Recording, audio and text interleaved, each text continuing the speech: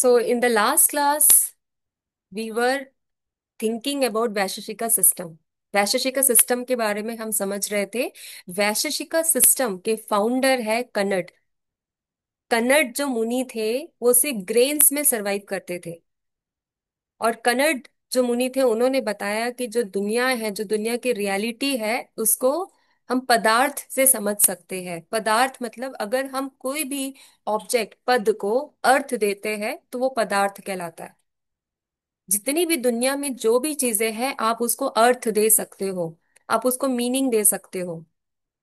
जब आप उसको मीनिंग देना शुरू करते हो, जब आप उसको नाम देना शुरू करते हो, उसकी क्वालिटी, उसके गुणों को समझना शुरू करते हो, तो इसका मतलब ये है कि वो चीजें अस्तित्व में है।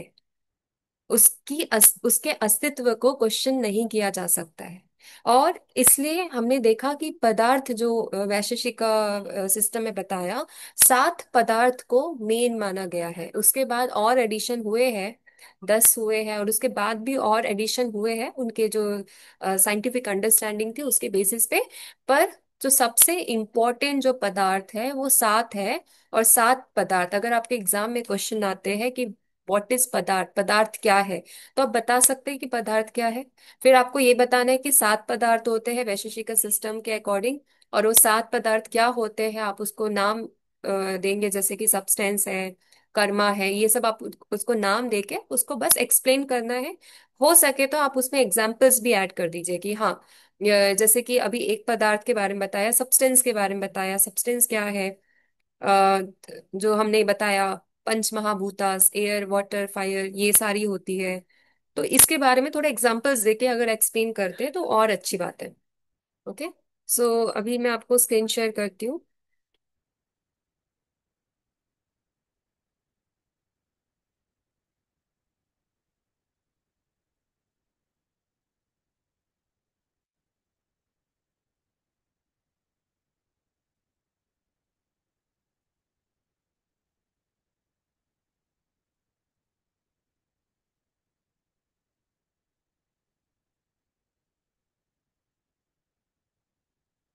आपको बौद्ध टीचिंग दिख रहा होगा, बट अभी बौद्ध नहीं पढ़ना है। पहले वैशेषिका को क्लियर करते हैं, फिर बौद्ध शुरू करेंगे। सबको स्क्रीन दिख रहा है? हाँ। तो मैंने आपको बताया कि वैशेषिका ने 7 पदार्थ को इम्पोर्टेंट माना, बताया है। और ये पदार्थ क्या होते हैं जिसको शब्दों से आप एक्सप्रेस कर सकते हो, शब्द दे सकते हो, वो होता है पदार्थ। और जो पदार्थ हो गया वो भी 2 भाग में विभाजित है, सत और असत। सत मतलब जो कि सच है, आपको उसमें मूवमेंट दिखेगा, उसमें कोई ना कोई एक्शन दिखेगा, वो सत है। असत मतलब वो नहीं है बट स्टिल आप उसकी सच्चाई को नेग्लेक्ट नहीं कर सकते हो। तो आज हम ये पूरा खत्म करेंगे कि सत में जो हमने देखा उसमें और कौन से पदार्थ आते हैं और असत में कौन से पदार्थ आते हैं। तो ये 7 जो पदार्थ है, जो रियलिटी बताते, जो सच्चाई, आसपास की सच्चाई बताते हैं, सबसे पहला जो पदार्थ है वो है द्रव्य, जिसको सब्सटेंस बोलते हैं। फिर है गुण, जो क्वालिटी बोलते हैं। अब मैंने ये भी बताया था कि जो क्वालिटी होता है वो सब्सटेंस में ही होता है, बट वो सब्सटेंस से अलग होता है। जैसे कि अगर कोई, पानी की क्वालिटी है फ्लूइडिटी, ठीक है। पानी हो गया, वाटर हो गया सब्सटेंस, उसकी क्वालिटी हो गई फ्लूइडिटी, क्योंकि आप देखते हो कि वो हमेशा मूव होते रहता है, फ्लूइड है वो। इधर उधर अगर आपने पानी खुला छोड़ दिया तो वो बह के चले जाएगा। तो ये उसकी गुण है।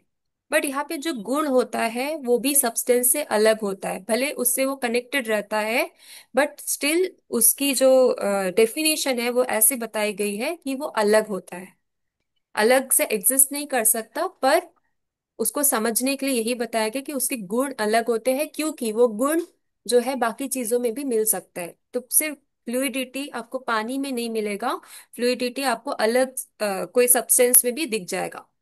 फिर आपका जो नेक्स्ट होता है वो कर्म। कर्म, एक्शन। कोई भी चीज अगर रियल है तो उसमें कोई ना कोई मूवमेंट होगा। आप बोलोगे कि हाँ, तो मेरे सामने एक पेन है या पेपर है, वो तो मूव नहीं हो रहा है, वो एग्जिस्ट करता है या नहीं करता है?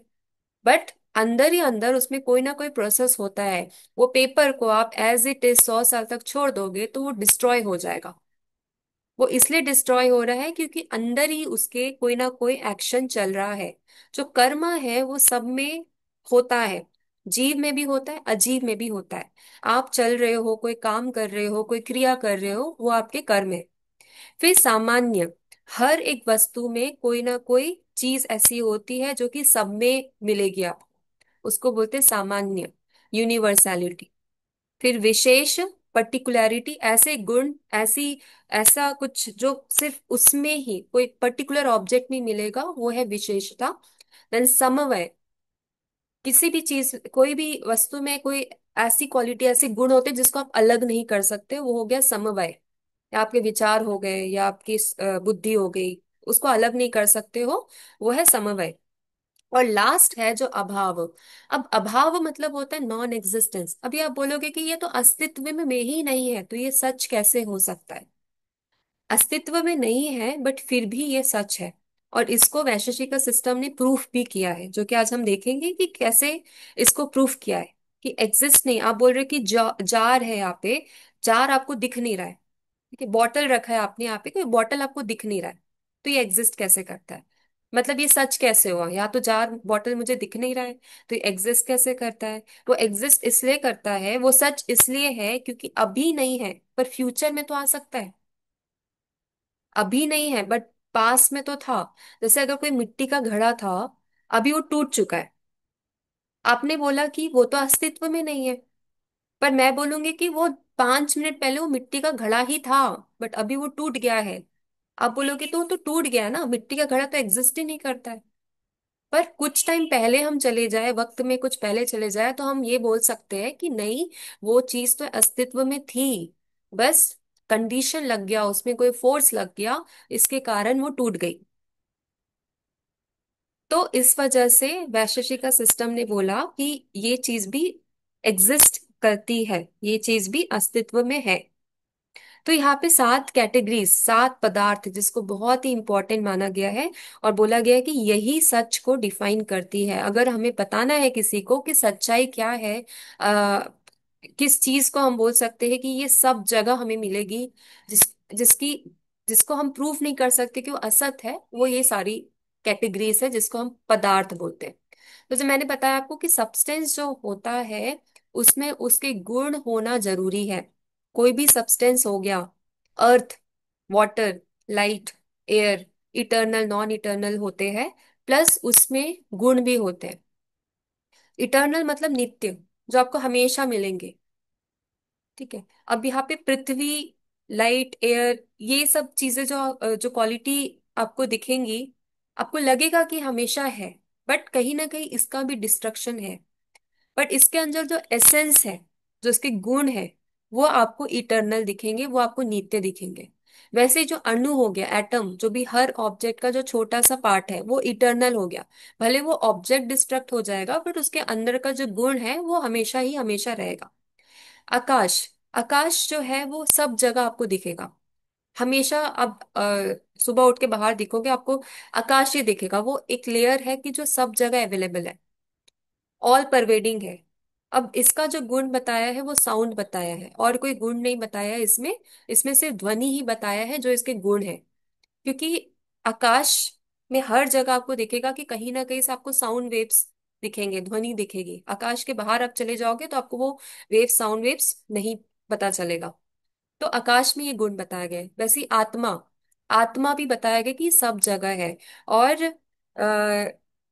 एक दर्शन ने तो ये भी बोला कि आत्मा का कोई ऐसा फॉर्म नहीं है। आत्मा जो भी ऑब्जेक्ट में होगी उसका रूप ले लेगी, कोई भी ऑब्जेक्ट में होगी उसका रूप ले लेगी। मैं आपको बताऊंगी कि कौन से धर्म ने बताया, कौन से दर्शन ने बताया बाद में। बट ऐसा भी बताया गया है कि आत्मा का जो रूप है वो उसके बॉडी पे डिपेंड, उसी के बॉडी पे डिपेंड नहीं करता है, वो किसके भी बॉडी में जाएगी वो उसका रूप ले लेगी। किसी ने ये भी बोला है कि आत्मा या चेतना, हम जहाँ बैठे हैं उसके आस पास जितना भी कुछ हो रहा है वो भी चेतना में आता है। जैसे मैं अगर यहाँ बैठी हूँ, तो मेरे आस पास जितनी भी चीजें हैं वो भी मेरी चेतना होगी। तो यहाँ पे काफी डिफरेंट डिफरेंट कंसेप्ट बताया गया है। और आत्मा को 2 भाग में डिवाइड किया गया है, जीवात्मा, परमात्मा। जीवात्मा जो इंडिविजुअल सोल है, अंदर से आप महसूस कर सकते हो। और है परमात्मा, जो आपको बाहर से, मतलब बाहर रहते हैं, सुप्रीम सोल रहते हैं और सब जगह ही प्रेजेंट रहते हैं, वो परमात्मा है। जीवात्मा और परमात्मा। फिर माइंड, मनस, जो आपके अंदर के जो विचार होते हैं वो माइंड के थ्रू होते हैं। जैसे इंटरनल सेंसेस हो गया, जैसे कि बाहरी बाहरी अंग होता है, वैसे ही अंतरी अंग होता है। अब सब्सटेंस, जो ये मेन सब्सटेंस बताए गए हैं वो नौ द्रव्य जो है मेन बताया गया है। ये आपको पहले ही बताया, पृथ्वी, अप, तेज, वायु, ईथर, आकाश, काल, स्पेस, दिक, आत्मा एंड मन, ये जो है, ये इंपॉर्टेंट सब्सटेंस बताए गए, नौ द्रव्य बताए गए। और उसके गुण हैं जिसको हम अलग नहीं कर सकते हैं, वो गुण सब्सटेंस में ही छिपा रहता है। किसी भी चीज को अगर आप डिफाइन करना चाहते हो तो उसके गुणों से आप डिफाइन करो।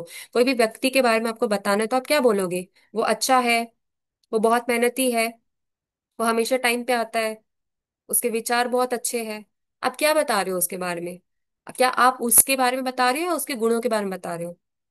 गुणों के बारे में बता रहे, है ना?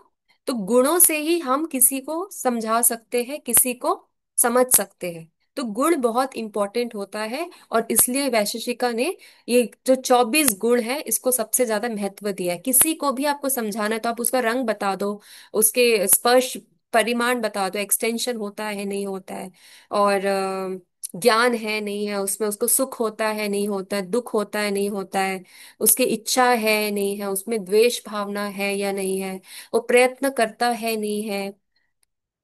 और ये सारे जो गुण है, इससे आप कोई भी चीज को डिफाइन कर सकते हो, समझा सकते हो।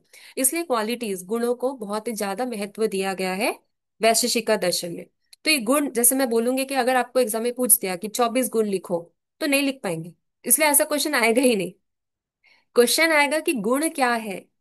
तो गुण क्या है, आपको पता है गुण क्या है? जो सब्सटेंस को डिफाइन करता है। दूसरा, आप बता सकते हो कि ये सारे 24 गुण बताए हैं, उसमें से कुछ गुण आप नाम दे सकते हो एग्जाम में। ठीक है, सारा तो याद नहीं होगा, अगर याद हो जाता है तो बहुत अच्छी बात है, होना चाहिए, बट अगर नहीं हो पाता है तो आप 5-6 गुण भी लिख के आ सकते हो एग्जाम। ठीक है, तो मैम ऐसे। वो प्रीवियस वाला स्लाइड, प्रीवियस स्लाइड ये है। प्रीवियस वाला, नौ व्हाट द सब्सटेंस होते सब्सटेंस हैं, ऑफ गुड। 9 द्रव्य होते हैं। पृथ्वी, अप, द्रव्य, तेज, हाँ। वायु, आकाश, काल।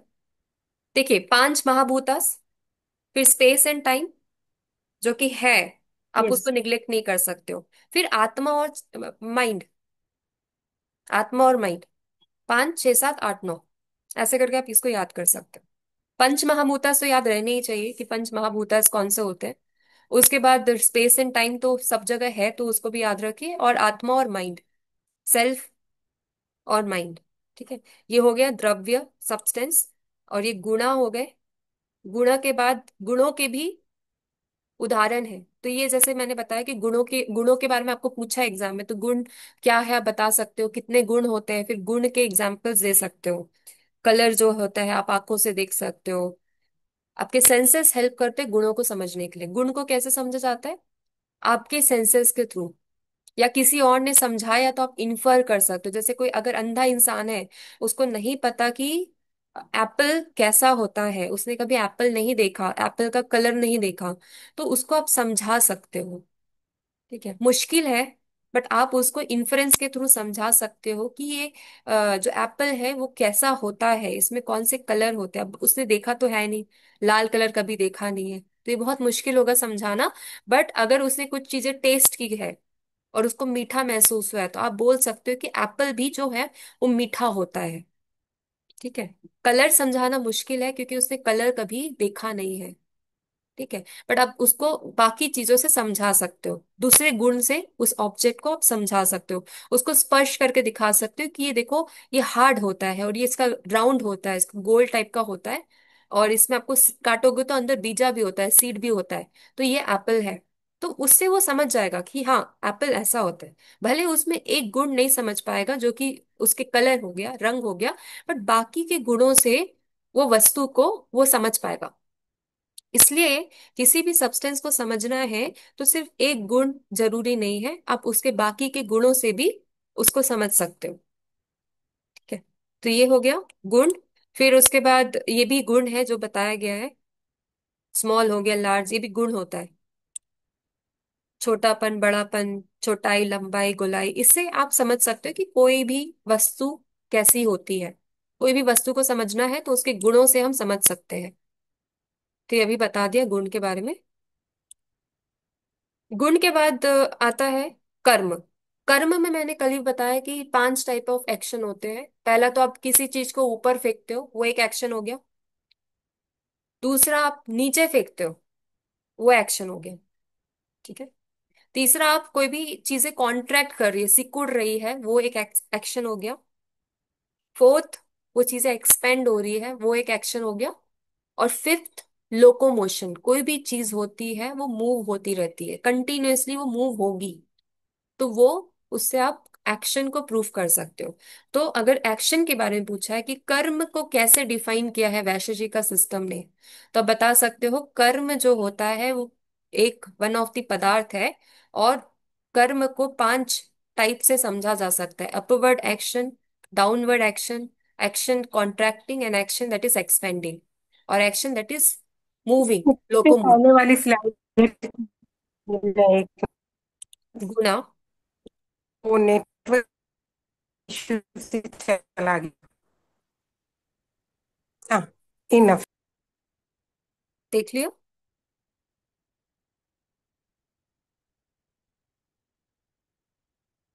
ये सो गया मैम। ओके। तो ये कर्म हो गए, 5 टाइप ऑफ कर्म ही बताया है।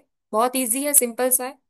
5 टाइप का तो आप हमेशा हर रोज ही कर्म देखते हो। कोई चीज ऊपर जा रही है, कोई चीज नीचे जा रही है, कोई चीज सिकुड़ रही है, कोई चीज एक्सपेंड होती जा रही है ना। कोई चीज हमेशा मूव होती रहती है। तो ये 5 टाइप ऑफ कर्म बताया गया है, एक्शन बताया गया है। फिर जनरलिटी, सामान्य। कोई भी वस्तु होगा, उसमें कोई ना कोई सामान्यता होगी, यूनिवर्सैलिटी होगी, क्लास एसेंस होगा। और ये यूनिवर्सलिटी ऐसे नहीं होगी कि सब में एक ही होगी। मतलब जो इंसान में जो यूनिवर्सैलिटी है, वो यूनिवर्सैलिटी काऊ में नहीं होगी। काऊ में जो यूनिवर्सैलिटी है वो स्वान में नहीं होगी। सब में कुछ ना कुछ अलग यूनिवर्सैलिटी होगी। तो उसमें जो कॉमन होते, क्वेश्चन है कि what is it that they have in common. Every object, what is it that they have in common? They have the universality which is in common. Now universality क्या होता है? ये सेमनेस है। Individual, हर individual में एक sameness है। जैसे अभी जारनेस, घड़ा का जो इसमें क्वालिटी होगी जारनेस, वो यूनिवर्सल क्वालिटी है जो कि आपके हर जार में दिखेगा। बट मैं वही पूछूंगी, क्या ह्यूमैनिटी भी हर जार में दिखेगा? नहीं। ह्यूमैनिटी सिर्फ ह्यूमन में दिखेगा, काउनेस सिर्फ काउ में दिखेगा। इसलिए एक वस्तु दूसरा वस्तु नहीं हो सकता। मैं बोलूंगी कि हाँ, ये स्वान है, क्या वो मैन हो जाएगा? नहीं होगा, क्योंकि स्वान में जो क्वालिटी है तो वो तो डिफरेंट है। मैन में जो क्वालिटी है वो तो दूसरा है। तो दोनों की जब क्वालिटी अलग है तो एक जो वस्तु है वो दूसरा वस्तु नहीं हो सकता, क्योंकि उसमें जो सामान्य जो यूनिवर्सलिटी है वो उसमें अलग अलग है। उसको हम क्लास एसेंस बोलते हैं, यूनिवर्सलिटी। सब में अलग अलग होता है। एक यूनिवर्सलिटी दूसरे यूनिवर्सलिटी से मिक्स नहीं हो सकता। इसी वजह से हम वस्तु को अलग अलग बता सकते हैं कि मैं जो हूं वो दूसरा नहीं है, मैं जो हूं वो कोई और नहीं है, क्योंकि मेरे अंदर ये जो चीज है, जो जनरलिटी है, वो दूसरे वस्तु में नहीं मिलेगा। आप पूछोगे कि क्या मैं सेम हूँ यहाँ पे, नॉन जो आसपास की जो चीज है, क्या मैं और मेरा मोबाइल सेम है? नहीं है, क्योंकि मोबाइल में जो है उसकी उसकी उसके जो गुण है वो अलग है। मेरे अंदर के जो गुण है, यूनिवर्सलिटी, वो अलग है। तो वैसे हम बता सकते हैं कि हम जो है दुनिया में, उसको कैटेगरी वाइज समझ सकते हैं। ठीक है। ये हो गया जनरलिटी, सामान्य, जो कि एक पदार्थ है। फिर पर्टिकुलैरिटी। पर्टिकुलैरिटी जो है वो सब्सटेंस में होता है। इसी वजह से आप जो यूनिवर्सल चीजें हैं उसको भी अलग अलग समझ सकते हो। अभी इंसान में भी आप अलग अलग समझ सकते हो। मेल हो गया, फीमेल हो गया, ट्रांसजेंड हो गया, ये तीनों को आप अलग अलग चीजों से इसलिए समझ सकते हो क्योंकि इसमें विशेषता है। अगर विशेषता नहीं होती तो उसको समझ नहीं पाते। और एक बात है कि जितनी भी चीजें हैं, यूनिवर्सलिटी, पर्टिकुलैरिटी, ये स्पेस एंड टाइम में एग्जिस्ट करती है। यूनिवर्सलिटी भी स्पेस में दिखेंगी, टाइम में दिखेंगी, पर्टिकुलैरिटी भी स्पेस एंड टाइम में दिखेगी। और ये इटर्नल है। मतलब अगर किसी में ह्यूमैनिटी है तो ह्यूमैनिटी उसके जन्म से लेके मृत्यु तक रहेगी। तो वो इटर्नल कंसेप्ट हो गया। और जो विशेषता है, पर्टिकुलैरिटी है, ये हम हमें एक दूसरे से अलग करती है। अगर मेरे में कुछ पर्टिकुलैरिटी है तो वो शायद किसी और में नहीं होगी। मेरे में कोई गुण है तो वो गुण शायद दूसरे में नहीं होगा, क्योंकि यहाँ पे हमें विशेषता दिख रही है। तो इसलिए वैशेषिक का दर्शन ने बताया कि सब में यूनिवर्सलिटी भी होती है, प्लस उसमें कुछ यूनिकनेस भी होता है, पर्टिकुलैरिटी, जिसको हम इंडिविजुअलिटी बोलते हैं। इंडिविजुअल, हम एज अ ह्यूमन भी हमारे अंदर कुछ इंडिविजुअल एलिमेंट्स है जो कि हमें दूसरों से अलग करते हैं। उसको विशेषता बोलते हैं। किसी को आपको डिफाइन करना है तो आप कैसे बोलोगे कि वो लड़का है, वो लड़की है। पर आप बोलोगे ना, कुछ पर्टिकुलर बातें भी बोलोगे ना, कि उसको ज्ञान बहुत है, उसको खेलना बहुत टैलेंट, पसंद है। उनका टैलेंट भी बता सकते हैं, आई मीन लाइक हाँ, कुछ अलग बता सकते हो ना उसके टैलेंटेड है। बारे में। जी। तो वो हो गया विशेषता। तो विशेषता को अगर आपको डिफाइन करना है तो आप ऐसे ही डिफाइन कर सकते हो कि समथिंग विच इज यूनिक, ऐसा कुछ जो उस सब्सटेंस में कुछ अलग है, कुछ एक्सेप्शन है। ठीक है। तो वैसे ही आप डिफाइन कर सकते हो। उसी चीज से उसकी पोटेंशियलिटी, उसमें उसकी महत्वता समझ आती है। ठीक है। तो ये हो गया विशेषता। अब इनहेरेंस। इनहेरेंस जो होता है वो जिसको समव्वय बोलता है, वो पहले से ही कोई ऑब्जेक्ट में मौजूद होती है, उसको आप अलग नहीं कर सकते हो। और समव्वय का मतलब होता है कि ये चीजें प्रोड्यूस नहीं होती कुछ। जैसे कि हमारे अंदर भी जो कुछ गुण होते हैं वो धीरे धीरे आते हैं। अभी आप हार्ड वर्किंग नहीं होंगे स्कूल टाइम में शायद, बट उस स्कूल में हर रोज डिसिप्लिन बताया जा रहा है, हर कुछ नया नया सिखा जा रहा है, तो आप हार्ड वर्किंग बन जाते हो। तो ये जो गुण हो गए ये आप में प्रोड्यूस हो रहे हैं। बट कुछ ऐसे गुण होते हैं जो कि प्रोड्यूस नहीं होते, जो कि पहले से ही अंदर रहते हैं, उसको समन्वय बोलते हैं। वो गुण प्रोड्यूस नहीं होते, ना ही आप उसका कुछ कर सकते हो। ऐसे कोई गुण है आपके अंदर जिसको आप प्रोड्यूस नहीं कर सकते हो, जैसे कि इनहेरेंट हो, अंदर ही हो, कुछ है। बुद्धि हो गया, और ऐसी चीजें जिसको आप फाउंड नहीं कर सकते, जिसको आप प्रोड्यूस प्रोड्यूस नहीं कर सकते। तो मैं यहाँ पे एक रीड कर देती हूँ बस। इनहेरेंस जो होता है, एक होता है इटर्नल होता है और नॉन प्रोडक्ट होता है। अगर प्रोडक्ट होता तो वो प्रोड्यूस होता, क्योंकि वो प्रोडक्ट नहीं है तो प्रोड्यूस नहीं हो सकता। इसमें आपको कोई पार्ट्स नहीं मिलेंगे। ये इनकॉर्पोरियल है, मतलब ये बॉडी बॉडी नहीं है। लाइक बॉडी से अलग होता है। अगर बॉडी होता तो कॉर्पोरियल होता। और ये आपका एक्शन हो सकता है, एट्रीब्यूट हो सकता है, यूनिवर्सलिटी होता है, पर्टिकुलैरिटी होता है, पोटेंशियलिटी। ये सारी चीजों में आप इसको समझा सकते हो, और इससे आप अपना एग्जिस्टेंस भी प्रूव कर सकते हो। जैसे कि जार में जारनेस हो गया, ये तो आप यूनिवर्सलिटी समझ रहे हो। प्लस उसमें कुछ ऐसे गुण होंगे जो कि इनहेरेंट होगा। जैसे कि अगर जार में मजबूती नहीं है, दो मैंने जार रख दिया, एक जार रख दिया मिट्टी का, एक जार रख दिया सोने का। अब दोनों के इनहेरेंट क्वालिटीज अलग अलग है। जो मिट्टी का घड़ा है उसको मैंने अगर पत्थर से मारा तो टूट जाएगा। बट सोने का जो अगर है उसको मैंने मारा तो वो नहीं टूटेगा, क्योंकि इनहेरेंटली वो दोनों की अलग अलग गुण है।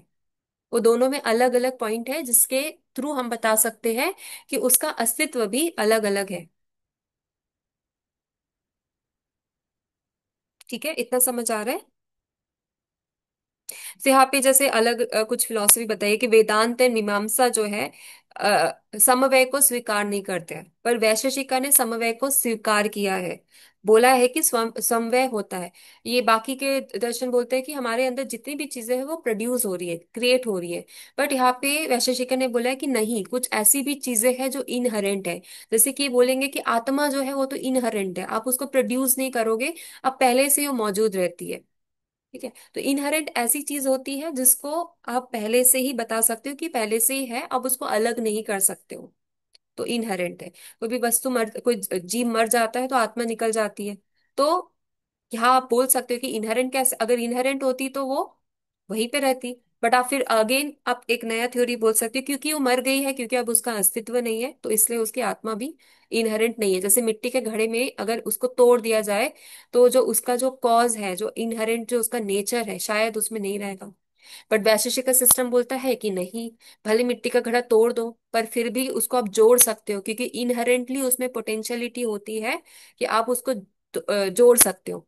आपने कोई घड़ा लिया, उसको तोड़ा, 5 टुकड़ों में डिवाइड हो गया, आप बोलोगे अब तो ये टूट गया, अब तो इसको बनाया नहीं जा सकता। बट अगर कोई वहां पे कोई समझदार इंसान होगा तो वो बोलेगा कि नहीं, ये घड़ा है और ये घड़ा बन भी सकता है, तो वो टुकड़ों को लेके वापस जोड़ देगा। वो बोलेगा कि इसमें वो नेचर था कि वो घड़ा फिर से बन सकता है, इसलिए वो घड़ा बन गया। ठीक है? तो इसलिए हम बोलते हैं समन्वय, इनहरेंस। ठीक है, यहां तक क्लियर है आपको? Any doubts? क्लियर है ना? क्लियर है, राइट। अभी सबसे जो इंटरेस्टिंग जो टॉपिक है वो है नॉन एग्जिस्टेंस। अब ये इंटरेस्टिंग इसलिए है क्योंकि सबसे पहला पॉइंट, बाकी के दर्शन ने इसको नहीं माना है, वैशेषिका ने नॉन एग्जिस्टेंस को माना है। अब इसको कैसे समझ सकते हैं? कोई भी चीजें जब एग्जिस्ट कर रही है तो आपको दिखती है, तो आप बोलोगे कि ये तो ये सच है। ठीक है, बट अगर वो एग्जिस्ट नहीं कर रही है तो आप कैसे बोल सकते हो कि वो सच है? तो यहाँ पे वैशेषिका ने बोला है कि नॉन एग्जिस्टेंस भी सच है, क्योंकि अगर अभी वो एग्जिस्ट नहीं कर रही है, अभी वो आपको नहीं दिख रही है, बट कभी फ्यूचर में दिख सकती है, कभी पास्ट में वो दिखी थी, इसलिए उसका अस्तित्व निकारा नकारा नहीं जा सकता, वो अस्तित्व होती है। तो यहाँ पे नॉन एक्सिस्टेंस को बोला गया है, प्राग भाव दिया गया है कि एंटीसीडेंट जो होता है, पहली जो चीजें होती, कोई भी चीज आने से पहले उसकी पहले की चीजें, वो अनित्य है, वो इटर्नल नहीं है, सिर्फ वो आ जाएगी उसके बाद ही वो इटर्नल होगी। जैसे मैंने बोला कि मैं एक डिजाइन कर रही हूँ, मिट्टी के घड़े बनाना चाहती हूँ, मैंने ऐसा ऐसा डिजाइन बना के रखा है, ये सिर्फ मेरे माइंड में है या तो पेपर में है, उसका रियल प्रेजेंस नहीं है। क्योंकि उसका रियल प्रेजेंस नहीं है इसलिए वो अनित्य है, इसलिए वो नॉन इटर्नल है। पर जब मैं एक्चुअल में वो घड़ा तैयार कर लूंगी, तभी उसमें इटर्नैलिटी की क्वालिटी आ जाएगी। जब तक वो मेरे दिमाग में है, जब तक मेरे ड्रीम में है, तब तक वो प्रेजेंट नहीं है। पर स्टिल उसकी अस्तित्व, उसकी एग्जिस्टेंस को हम नो नो नहीं बोल सकते, वो एग्जिस्टेंस होता है। वैसे ही सब्सिक्वेंट, जो बाद में आ रही है चीजें, कोई भी चीजें डिस्ट्रॉय हो गई, उसके बाद वो है या नहीं है, इसमें भी क्वेश्चन मार्क आता है। बट वैशेषिक का सूत्र बोलते, वैशेषिक का सिस्टम बोलते हैं कि नहीं, वो होती है, क्योंकि उसका स्वभाव है कि उसको आना है, उसको कुछ टाइम बाद उसको वापस प्रेजेंट होना है, तो उसका स्वभाव है, इसलिए वो आएगी। और उसको हम अस्तित्व में बोल सकते हैं। और फिर उसके बाद उसमें एक बार वो आ जाती है तो उसमें ये गुण दिखने शुरू हो जाते हैं, जैसे आप उसको परसीव कर पाओगे, आप अपने उसको सेंसेस के थ्रू प्रत्यक्ष कर पाओगे, उसको अनुमान के थ्रू समझ पाओगे। तो अभाव, नॉन एग्जिस्टेंस में क्या क्या चीजें आ जाती है? पहला तो ये कि वो एंटीसीडेंट होगा, प्राग भाव होगा। दूसरा, वो अनित्य होगा, अगर एंटीसीडेंट है तो वो नॉन इटर्नल है। सब्सिक्वेंट है मतलब कोई चीज टूट गई है, उसके बाद वो आपको है या नहीं है, वो भी नॉन इटर्नल है, बट अस्तित्व उसका आप समझ सकते हो कहीं ना कहीं से। देन उसमें अन्योन्य है, रेसिप्रोकल है, मतलब वैसी ही कुछ नई चीज आप क्रिएट कर सकते हो। एक घड़ा टूट गया तो आप वैसा ही कुछ नया घड़ा बना सकते हो, मतलब वैसी चीजें आप फिर से ला सकते हो, तो वो अन्योन्य है। एब्सोल्यूट भी है, अत्यंत है। कोई आइडिया आपके दिमाग में आया, आपने वो आइडिया बनाना चाहा, आपने बना भी दिया, वो अस्तित्व में हो गई। किसी ने वो आइडिया की चोरी कर ली, ठीक है, फिर वो आइडिया चोरी करने के बाद उसने भी ऐसा कुछ बना दिया, मतलब ये जो चीजें हैं वो एब्सोल्यूट है, अत्यंत है। और क्योंकि वो अत्यंत है इसलिए वो नित्य है, इटर्नल है। आप उसको चेंज नहीं कर सकते, मतलब आप उसको नहीं बोल सकते हो कि वो चीजें खत्म हो जाएगी एक टाइम बाद। आज आज जैसे कि आप देख रहे हो इतने सारे बल्ब, सारे लाइट आ रहे डिफरेंट डिफरेंट फैशन के, हमें जो क्रिएटिविटी के साथ जो चीजें मिल रही है, वो इसलिए मिल रही है क्योंकि कहीं ना कहीं जो उसमें गुण थे, जो उसमें क्वालिटी थी, वो नित्य है, वो इटरनल होता है। अब उसका स्वभाव भी जो होता है, जो भी सब्सटेंस होता है, उसका स्वभाव भी इटरनल होता है, और कुछ टाइम पे वो नॉन इटरनल भी हो जाता है। अगर उसका प्रेजेंस नहीं है तो नॉन इटरनल होगा, अदरवाइज वो इटरनल होगा। तो ये नॉन एग्जिस्टेंस की यहाँ पे जो डेफिनेशन बताई गई कि नॉन इटर्नल, जो नॉन एग्जिस्टेंस है, उसको वो आप ऐसे समझ सकते हो, नित्य अनित्य दोनों, दोनों प्रकार से समझ सकते हो। उसमें संयोग की भी क्वालिटी होगी। संयोग मतलब अगर कोई चीज टूट गया तो उसको मैं फिर से जोड़ सकती हूँ, कंजंक्शन कर सकती हूँ। उसके बाद उसको ग्राह्यता की भी क्वालिटी होगी कि आप उसको परसीव कर सकते हो, और परसीव कर सकते हो जब वो बन जाएगी। अगर वो अभाव स्टेट में है, नॉन एग्जिस्टेंस स्टेट में है, तो अब आप परसीव नहीं कर पाओगे।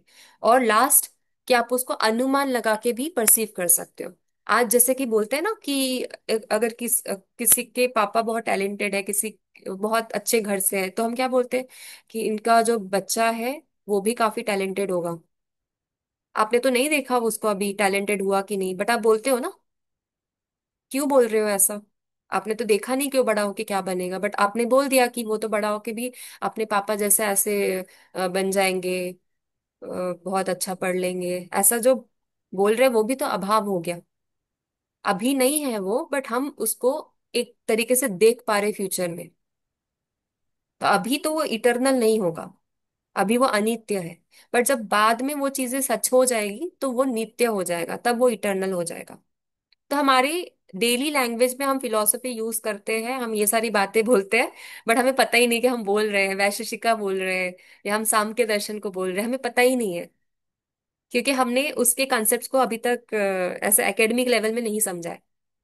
तब जब हम एकेडमिक लेवल में समझते हैं तो हमारी जो कंसेप्ट है और अच्छे से क्लियर हो जाते हैं, तो हमें पता चलता है हाँ ये चीजें किसी ने बोली है, ये चीजें किसी ने बताई है, कि अभाव भी होता है अभी जो नहीं हो रहा है। जैसे आगे मैंने बोल दिया कि आपके तो सबके एग्जाम्स में 100 मार्क्स आने वाले हैं, 100 मार्क्स आ गए हैं, मैं देख पा रही हूँ करके।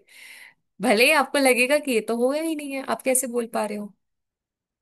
क्योंकि मैं बात का बता रही हूँ कि बात में जो पॉसिबिलिटी है मैं वो बता रही हूँ। तो वो हो गया अभाव, नॉन एग्जिस्टेंस। और अभाव के अब टाइप्स को समझना बहुत जरूरी है। अब अभाव है क्योंकि ये नेगेटिव होता है, पॉजिटिव नहीं होता है। तो यहाँ पे ध्यान से सुनते हैं अभाव की कैटेगरी। अभाव, अभाव एज ए नेगेटिव कैटेगरी, इसमें क्या क्या होता है। सबसे पहला जो होता है वो है समसर्ग भाव।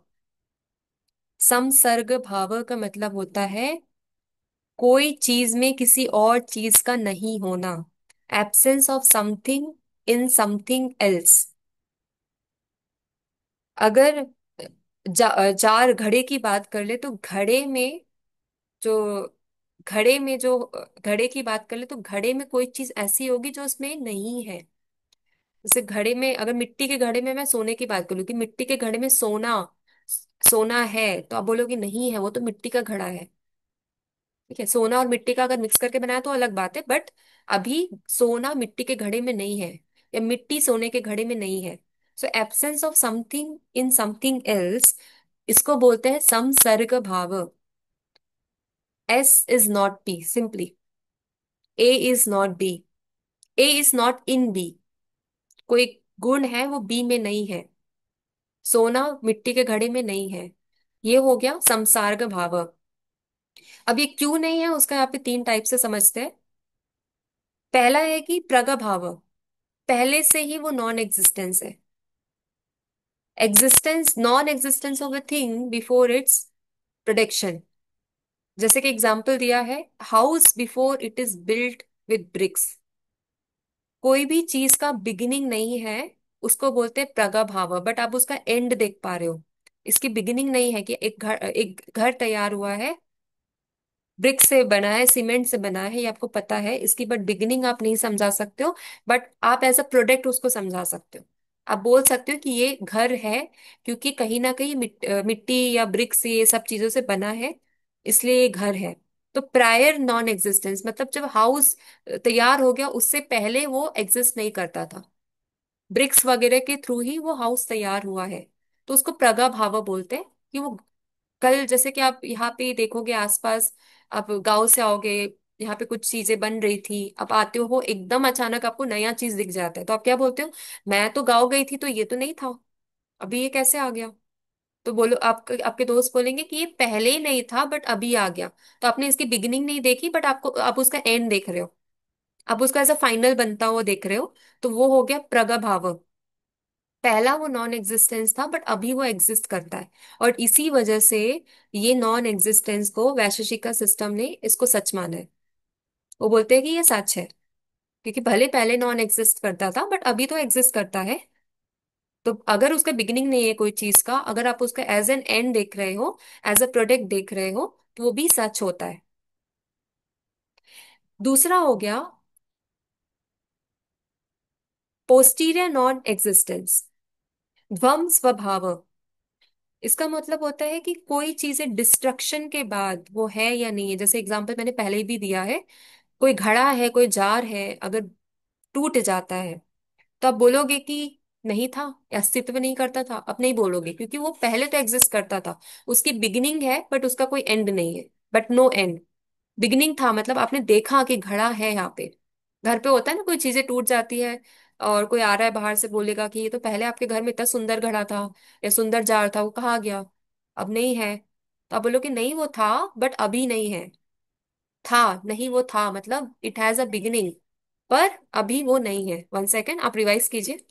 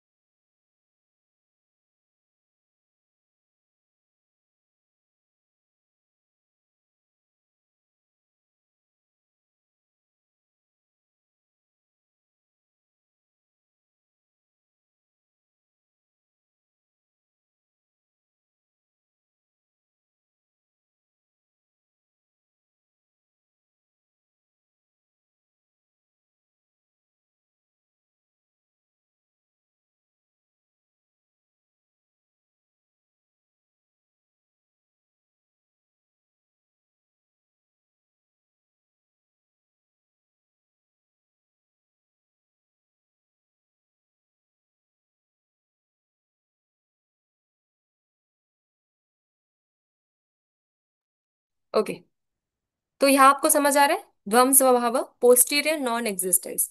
फिर तीसरा है एब्सोल्यूट नॉन एग्जिस्टेंस, अत्यंत भाव, जिसको बोलते हैं eternal absence of relation between two things. Past में भी नहीं रहेगा, प्रेजेंट में भी नहीं रहेगा, फ्यूचर में भी नहीं रहेगा। कलर एयर में नहीं है, मतलब कलर जो है हवा में नहीं है। हवा का कलर देखा है आपने कभी? तो वो पास्ट में भी नहीं था, प्रेजेंट में भी नहीं था, फ्यूचर में भी नहीं था। वो हो गया अत्यंत भाव, एब्सोल्यूट, अत्यंत अभाव, absolute non existence. Absolute non existence है बट स्टिल इसको कहीं ना कहीं सच माना गया है अकॉर्डिंग टू वैशेषिका फिलोसफी। तो ये हो गया है नॉन एग्जिस्टेंस, अभाव के टाइप, जो कि बोल रहे हैं absence of something in something else. अब इसको पूरा समझने ही वाली बात है, इसको ऐसा नहीं है कि समझ नहीं सकते, इसको बिल्कुल समझ सकते हैं, क्योंकि ये भाषा हम अपने हर रोज की लैंग्वेज में यूज करते हैं, कहीं ना कहीं यूज करते हैं। कोई चीजें टूट गई तो बोलते हैं वो टूट गई बट पहले थी। ये भाषा तो हम हर रोज यूज करते हैं, बट इसको समझने के लिए यहाँ पे कुछ टर्म्स दिए गए हैं। बस टर्म्स को ही हमको ध्यान में रखना है कि ये टर्म्स कौन से हैं। संसर्ग भाव, अगर हिंदी में नहीं जम रहा तो इंग्लिश में भी लिख सकते हो, prior non existence, posterior ma'am non actually existence. मुझे तो हिंदी में चाहिएगा, इसका हिंदी है क्या किया हिंदी में हुआ? ही है ये संसर्ग भाव। संसर्ग भाव हिंदी में ही है। प्राग प्रग भाव। ये वाला स्लाइड पूरा इंग्लिश में है ना, हिंदी में नहीं हाँ किया आपने, या हम करें ऐसा हाँ, कुछ? बट आप ऐसे लिख सकते हो, संसर्ग भाव मतलब कोई भी चीज किसी में नहीं है, संसर्ग भाव। प्रग भाव मतलब पहले से ही वो एग्जिस्ट नहीं करता है, जैसे मैंने आपको समझाया। आप रिकॉर्डिंग देख के वैसे ही आप लिख सकते हो। आप अपने शब्दों में लिखिए, ऐसा नहीं है कि आपको कहीं जो लिखा है वैसे ही लिखना है। इंग्लिश में भी जो पढ़ रहे हैं वो भी अपने शब्दों में ही लिखेंगे। बस आपको समझना है, और आपको जैसे समझ आ रहा है वैसे ही आप अपने शब्दों में यहाँ पे लिखेंगे। बस टर्म्स, जैसे मैंने टर्म्स तो आप हिंदी में लिखा संसर्ग भाव। आपको हिंदी वाला वो चाहिए तो मैं आपको इसमें बुक बता दूंगी, उसमें लिखा होगा। मैंने कल भी आपको जो वैशेषिका का जो एक हिंदी वाला बुक भेजा था, राइट? तो उसमें तो सब मिल जाएगा आपको ये सारे। एग्जिस्टेंस का उसमें आपको बस इतना करना है कि वो नॉन एग्जिस्टेंस की कैटेगरी में जाना है और वो पेज पढ़ना है सिर्फ, बाकी कुछ पढ़ने की जरूरत नहीं है, सिर्फ वो नॉन एग्जिस्टेंस वाला पेज पढ़ना है। उसमें आपको सब मिल जाएगा। ओके। ओके मैम, हाँ, थैंक यू। ठीक है। तो अभी लास्ट जो इसका जो सेकंड जो टाइप है वो है अन्योन्य भाव। अन्योन्य भाव मतलब S is not P, cow is not horse, simple सा है। एक घोड़ा काऊ नहीं है, काऊ घोड़ा नहीं है। ये म्यूचुअल नॉन एग्जिस्टेंस है, कोई भी चीजें म्यूचुअली नॉन एग्जिस्ट कर सकती है। ठीक है, मेल फीमेल नहीं है, फीमेल मेल नहीं है, ये एक म्यूचुअल नॉन एग्जिस्टेंस है। और वो नॉन एग्जिस्टेंस हमेशा रहेगा, क्योंकि ये हमेशा है तो इसलिए ये इसको जो वैशेषिक सिस्टम ने है इसको कैटेगरी में लेके चले। थोड़ा अलग है ये सारी चीजें, कंसेप्ट्स अलग है, क्योंकि आप इसको डेली लैंग्वेज में हर रोज नहीं देखोगे, बट कहीं ना कहीं इसको समझने में काफी इंटरेस्टिंग लगता है। म्यूचुअली नॉन एग्जिस्टेंस करते हैं, म्यूचुअली नॉन एग्जिस्टेंस होते हैं। कोई भी चीजों को समझना है, अगर कोई नई जगह पे जा रहे हो, वहां पे आपको कुछ चीजें दिख रही है, मे बी कोई कोई मॉन्यूमेंट्स दिख रहा है, जो कि आपको जो रेप्लिका होगा भारत में, आप कुछ देखोगे कुछ ताजमहल वगैरह होगा, उसका रेप्लिका आपको फॉरेन में दिख जाएगा। तो आप बोलोगे कि ये तो वही है, वैसे ही दिख रहा है ना, वैसा ही दिख रहा है, वो तो वही है करके आप समझाने के लिए बोल सकते हो। बट आपको पता है कि वो म्यूचुअली नॉन एग्जिस्ट करता है, क्योंकि यहाँ पे जो चीजें बनाई गई है वो उससे एकदम अलग है। ये एकदम ओरिजिनल है, वो अलग है। तो एस इज नॉट पी, वो हो गया अन्योन्य भाव, म्यूचुअली नॉन एग्जिस्ट करता है। और सिंपल से एग्जांपल लेना है तो यही है, cow is not horse, buffalo is not frog, क्योंकि म्यूचुअली नॉन एग्जिस्ट करता है। Elephant can not be frog, elephant is not frog, क्योंकि दोनों की क्वालिटी अलग अलग है, दोनों म्यूचुअली नॉन एग्जिस्ट करते हैं। ठीक है, ये हो गया अन्योन्य भाव, म्यूचुअल नॉन एग्जिस्टेंस। तो ये हो गए 7 पदार्थ वैशेषिका सिस्टम में। और सबसे अच्छा तो यही होगा कि आप इसको अपने शब्दों में ही लिखिए, ताकि आपको समझने में इजी होगा। ओके। अब यहाँ पे कुछ क्वेश्चंस है, और भी क्वेश्चंस मैं डाल दूंगी, आपको भेज सकती हूँ। जैसे ये क्वेश्चन है कि कंपैरेटिव फिलॉसफी से हम वास्तविकता को कैसे समझ सकते हैं। अब ये क्वेश्चन में आपको क्या लगता है आंसर्स क्या होना चाहिए, कंपैरेटिव फिलॉसफी में वास्तविकता, कंपैरेटिव फिलॉसफी से वास्तविकता को कैसे समझ सकते हैं।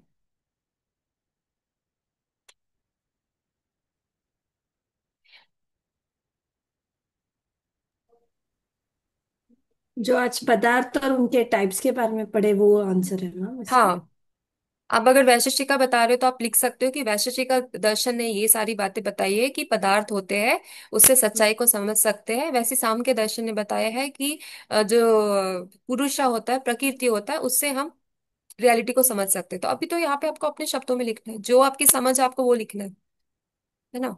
इसमें आप कोई स्ट्रक्चर्ड वे में लिखना चाहते हो तो लिख सकते हैं, बट अगर आप अनस्ट्रक्चर्ड भी रखते हैं तो उसमें क्लैरिटी होनी चाहिए। ओके। तो वैसे आप अच्छे से अच्छा, अगर 10 मार्क्स का पेपर, 10 मार्क्स का क्वेश्चन है तो आप उसको और अच्छा एक्सप्लेन कर सकते हो, सारा दर्शन उसमें जितना भी पढ़े आप डाल सकते हो। अद्वैत से शुरू करके आप बौद्ध वगैरह सब दर्शन इसमें आप डाल सकते हो आराम से। सारे टॉपिक्स के थोड़े थोड़े थोड़े लिख हाँ हाँ सकते हाँ, वो आप डाल सकते हो, उसमें हाईलाइट कर सकते हो कि बौद्ध है, ये जैन है, ऐसा हाईलाइट करते उसमें कंपेयर कर सकते हो। तो ये तो पूरा सब्जेक्टिव क्वेश्चन हो गया, आप अपने इसमें विचार लिखने वाले हो, जो आपको जैसे जैसे समझ आ रहा है आप वैसा ही आप इसमें लिखने वाले हो। ओके। तो ये ऐसे क्वेश्चंस हैं जो कि 10 मार्क्स में पूछे जाते हैं मोस्टली, हो। जिसमें वेरी आप ज्यादा गुड। से ज्यादा लिख सकते हो।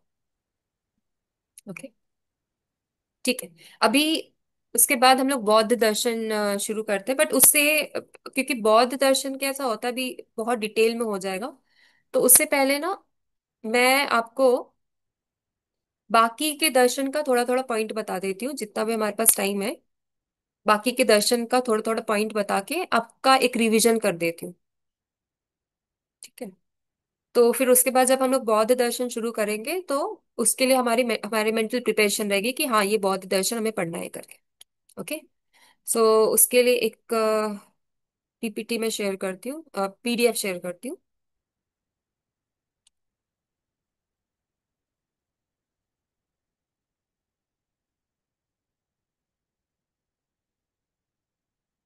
आपको ब्रेक लेना है तो आप ले सकते हो, ब्रेक लेके वापस आ सकते हो। मैम इसके पहले वाला स्लाइड शेयर कीजिए ना, नेटवर्क एक इशू सेकंड आज बहुत ज्यादा करती हो हूँ। रहा है। हाँ, मैं एक सेकंड करती हूँ, मैं बस ये, ओके 1 सेकंड, ये वाला। हाँ, थैंक यू। हो गया हो गया। हम्म।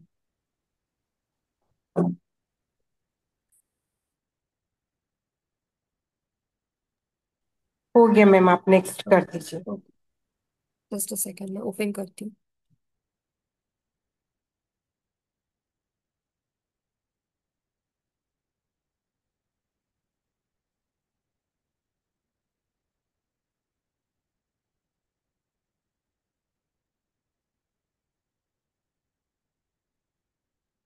आपको स्क्रीन दिख रहा है? हाँ सुमन जी बोलिए, क्या बोल रहे हो आप? वही पुराना वाला क्वेश्चन वाला दिख रहा है मैम, न्यू वन नहीं है। अच्छा।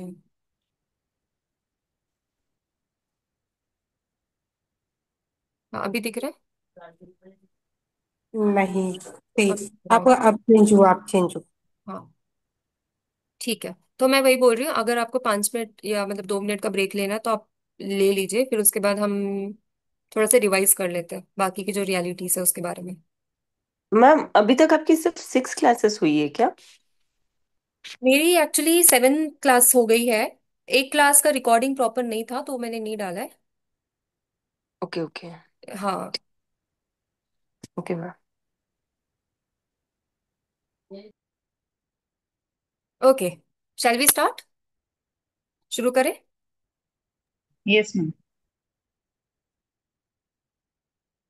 तो जैसा मैंने आपको पहली क्लास में बताया था कि रियलिटी को समझना है, सच्चाई को समझना है, वास्तविकता को समझना है, तो उसके लिए अलग अलग दार्शनिकों ने अपने व्यूज पॉइंट रखे कंसेप्ट ऑफ रियलिटी को समझने के लिए। उनके अलग अलग पॉइंट की वजह से ही हमारा जो इंडियन फिलोसफी है, इंडियन नॉलेज सिस्टम है, उसको स्कूलों में डिवाइड कर दिया कि ये जो दार्शनिक है इसके बारे में बोलते हैं तो इनको ये स्कूल में डाल दो, ये जो दार्शनिक है ये वेदों के बारे में नहीं बोलते तो इनको ये ग्रुप में डाल दो।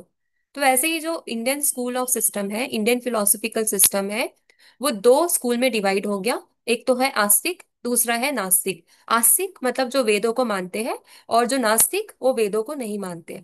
तो आस्तिक दर्शन में जितने भी हम अभी पढ़े हैं, जैसे कि वेदांत, देन सांख्य, न्याय, और अभी जो वैशेषिका, तो यहाँ पे जो लास्ट लास्ट के जो दर्शन आपको मिल रहे होंगे, वैशेषिका, सांख्य, ये लोग जो होता है रियलिस्टिक चीजों को ज्यादा मानते हैं, ना कि मटेरियलिस्टिक चीजों को। मटेरियलिस्टिक चीजों को कम मानते हैं और रियलिस्टिक चीजों को ज्यादा मानते हैं। वैसे ही जो दूसरे भाग में आते हैं जो कि वेदों को नहीं मानते हैं, उसको बोलते हैं नास्तिक, नास्तिक दर्शन। अब नास्तिक दर्शन में चार्वाक, जो कि टोटली मटेरियलिस्टिक के कॉन्सेप्ट में है, पूरा मटेरियलिस्टिक को मानते हैं। फिर उसके बाद बौद्ध और जैन, जो कि वेदों को नकारते हैं बट उनकी एक अलग कंसेप्ट है, और इसलिए इसकी वजह से उनको अलग स्कूल में रखा गया है। अब ये सारे जो दर्शन है, वो रियलिटी के बारे में सोचते हैं, उसके बारे में विचार करते हैं, और उसको जो भी तरीके से उनको समझाया है, उसको हमने अलग अलग स्कूल में डिफाइन कर दिया, डिवाइड कर दिया। सो नेचर ऑफ रियलिटी को समझना है तो कैसे समझ सकते हैं, ये एक क्वेश्चन है। इसको समझने के लिए हम दो सब्जेक्ट को लेके समझते हैं। पहला तो है मेटाफिजिक्स, तत्व मीमांसा, जो कि रियलिटी को समझने के लिए काफी हेल्पफुल है। दूसरा है एपिस्टेमोलॉजिकल, जो कि ज्ञान मीमांसा होता है, उसका ज्ञान स्रोत क्या है, उसको नॉलेज कैसे मिल रहा है, उससे उसके थ्रू हम वो कंसेप्ट को समझ सकते हैं। सो क्वेश्चन यहाँ पे आता है कि सच क्या है। सिंपल सा क्वेश्चन है कि सच क्या है, इतनी सारी चीजें देख रहे हैं, वो उसमें से सच क्या है। कुछ लोग बोलते हैं कि जितनी भी चीजें हम सेंसेस के थ्रू देख पा रहे हैं वही सच है। चार्वाक का सिस्टम बोलता है कि अगर हमारी आंखों से जो चीजें दिख रही है तो वो सच है, अगर नहीं दिख रही है तो वो सच नहीं है। बर्कली, वेस्टर्न फिलोसोफर, वो भी यही बोलते हैं कि to be is to perceive. अगर हमारा अस्तित्व में हम चीजें देख पा रहे हैं तो ही वो अस्तित्व में है, अदरवाइज नहीं है। एक मुहावरा होगा कि जंगल में मोर नाचे किसने देखा। तो जंगल में मोर नाच रहा है, वो है या नहीं है, क्वेश्चन मार्क। अगर किसी ने देखा तो वो एग्जिस्ट में है, किसी ने नहीं देखा तो एग्जिस्ट नहीं करता है। तो ये सिंपल सा क्वेश्चन था कि रियल क्या है। इसके लिए काफी दार्शनिकों ने अपने अपने पॉइंट ऑफ व्यू रखे हैं। तो यहाँ पे प्रॉब्लम क्या आती है, जब जो सब्जेक्ट जो नोअर होता है उसके पास नॉलेज होता है, एंड वर्ल्ड का जो नॉलेज है, दुनिया जो चाहता है, जो प्रकृति या जो नेचर है उसको पता है कि वो क्या चीज है। पर एज अ सब्जेक्ट अगर हम उस चीज को सही से एक्सप्लोर नहीं कर पा रहे, उसको गलत तरीके से एक्सप्लोर कर रहे हैं, तो वो एक प्रॉब्लम है, वो एक गैप है। जैसे आज भी सिंपल सा एग्जांपल ले लेते हैं। एग्जाम में एक क्वेश्चन आया कि व्हाट इज एन एप्पल, और आप लोग ने डेफिनेशन में एप्पल की जगह आपने संतरे का डेफिनेशन लिख कर आ गए, अपने संतरों को डिफाइन कर दिया। तो क्वेश्चन कुछ और पूछा था, आप आंसर कुछ और दे रहे हो। तो यहाँ पे समझने में प्रॉब्लम हो गई। तो वैसे ही काफी दार्शनिकों ने फेस किया कि क्वेश्चन कुछ और है, रियलिटी कुछ और बता रही है खुद के बारे में, और आप उसे किसी और तरीके से डिफाइन कर रहे हो। तो ये गैप हो गया। अब ये गैप को कैसे फिल कर सकते हैं, ये भी एक क्वेश्चन है। इसके लिए कंपेरेटिव फिलोसफी कर रहे हैं, दूसरे दूसरे फिलोसफीज, दूसरे डिफरेंट डिफरेंट फिलोसफीज को कंपेयर कर रहे हैं, ताकि हम रियलिटी को और अच्छे से समझ सके। ठीक है। तो इसलिए हमने डिफरेंट डिफरेंट कॉन्सेप्ट्स को लिया है। तो यहाँ पे चार्वाक जो दर्शन है, चार्वाक दर्शन सिलेबस में नहीं है, बट चार्वाक दर्शन जो है मटेरियलिस्टिक कॉन्सेप्ट को रियलिटी बताते हैं कि जितनी भी चीजें मटेरियलिस्टिक है, फायर, एयर, वाटर, अर्थ, वो सारी चीजें एग्जिस्ट करती है। अगर चीजें रियलिटी में नहीं आती है, मतलब अगर कोई चीजें आप नहीं देख पा रहे हो या वो मटेरियलिस्टिक नहीं है तो एग्जिस्ट नहीं करती। अगर फायर नहीं देख पा रहे हो तो एग्जिस्ट नहीं करती। Just a second.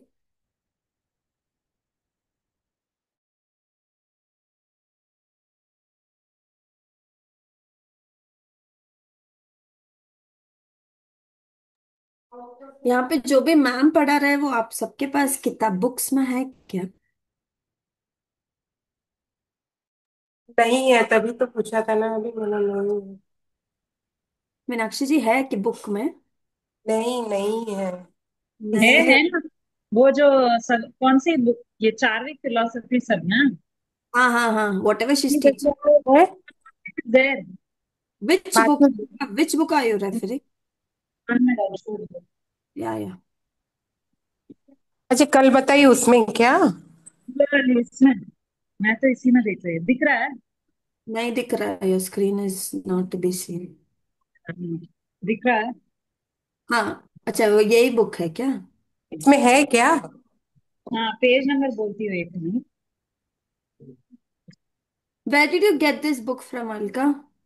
वो सविता जी जो नंबर्स भेजे ना, उसमें से पेज नंबर 62 में है, देखो, चार्विक दर्शन। मेरे पास बुक नहीं है ना, सिक्सटी मंगानी है। अभी बुक मंगाऊं, कौन सी बुक मंगानी है, यही वाली मंगाऊं या दूसरी पढ़ने के लिए? मैम ने आई दूसरी वाली रेफर की है। थिंक देख लो, या फिर this book is also fine. Okay okay, so you do you have the number of this book, from where do I get it? WhatsApp में ढूंढती हूँ मैं, है तो भेजती हूँ। बुक तो हाँ आ जाएगा, ग्रुप में भेज दिया था हम लोगों ने। मुझे मिल गया हाँ तो हाँ सेंड हाँ कर दूँ, नहीं तो सविता जी को वापस पूछ लेना। हाँ, ओके ओके ओके। मैम कोई दूसरे बुक से पढ़ा रही है ना, but She's referred lot of books and made the PPTs. तो शील share the PPTs with us. In fact, once the unit is done, she will share the PPT and the question bank book. अच्छा अच्छा, तो then जैसे एक unit होगा उसका PPT, और अभी नहीं भेजे बिकॉज वो थोड़े चेंजेस करते जा रहे हैं जैसे पढ़ा रहे हैं। Okay So she okay said once the module is completed, she will share the PPT. Okay okay, then let's wait. Okay. Yes, PPT का वही प्रॉब्लम है, क्योंकि मैं खुद उसमें नए नए कंटेंट्स ऐड कर रही हूँ, जो मुझे लग रहा है कि ये अच्छा होगा आपको समझने के लिए, क्योंकि यहाँ पे मेरे हाँ, भी चैलेंज है मजा कि के हिंदी सबके और इंग्लिश दोनों स्क्रीनशॉट। का कंटेंट डालना है, तो थोड़ा चैलेंज है। तो उस हिसाब से मैं पीपीटी को सरल बना रही हूँ, ताकि आप लोग के लिए, सबके लिए इजी हो जाए वो। Okay ma'am, okay. Okay. And questions आप हर रोज भी लिखते जाएंगे तो आपके लिए अच्छा रहेगा। Yes plus yes. जैसा आप क्वेश्चन बैंक बोल रहे हैं वो भी मैं आपको दे दूंगी, मॉड्यूल खत्म होने के बाद ही दे दूंगी, ताकि आप नेक्स्ट मॉड्यूल से पहले वो मॉड्यूल की प्रिपरेशन कर सकें। Yes ma'am. हाँ। सो यहाँ पे हम बात कर रहे थे चार्वाक दर्शन की। चार्वाक दर्शन मानते हैं मटेरियलिस्टिक चीजों को सच। अगर कोई चीजें मटेरियलिस्टिक नहीं है तो उसको सच नहीं मानेंगे, इसलिए वो आत्मा को नहीं मानते। वो बोलते वो तो दिखती ही नहीं है हमें, उसको सच कैसे मान सकते। तो जो चीजें दिख रही है उसको ही सच मानते हैं। बट कॉन्शियसनेस को कहीं ना कहीं वो सच मानते हैं। वो बोलते हैं कि जैसे कि पान का पत्ता होता है, पान के पत्ते में क्या क्या होता है, सुपारी होती है, नट होता है, लाइम होता है, सब कुछ होता है। उसको अगर चबाया जाए तो उसमें लाल कलर निकलता है। लाल कलर पहले से नहीं था पान के पत्ते में, बट उसको चबाने के बाद लाल कलर आ जाता है। वैसे ही जो कॉन्शियसनेस होता है वो भी किसी ना किसी जो एलिमेंट्स है उसके कॉम्बिनेशन से वो कॉन्शियसनेस आ जाता है। पर ये भी बोलते हैं कि जैसे बॉडी खत्म होता है कॉन्शियसनेस भी खत्म हो जाता है, फिर पुनः जन्म जन्म ये सब चीजों को वो नहीं मानते। वो बोलते हैं कि ये सब चीजें कुछ नहीं होती है, अगर हमारी दुनिया खत्म हो गई तो वो खत्म हो गई, उसके बाद आप कुछ नहीं कर सकते हो। तो यहाँ पे काफी चीजें डिबेटेबल होती है चार्वाका में, बट काफी साइंटिफिक भी है।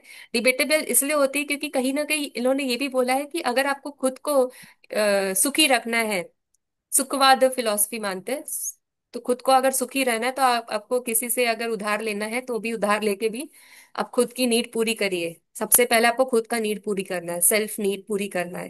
तो ये काफी डिबेटेबल भी हो जाता है कि कैसे हम उधार ले ले किसी से अपने सुख के लिए, क्यों हम किसी और को तकलीफ में डालें।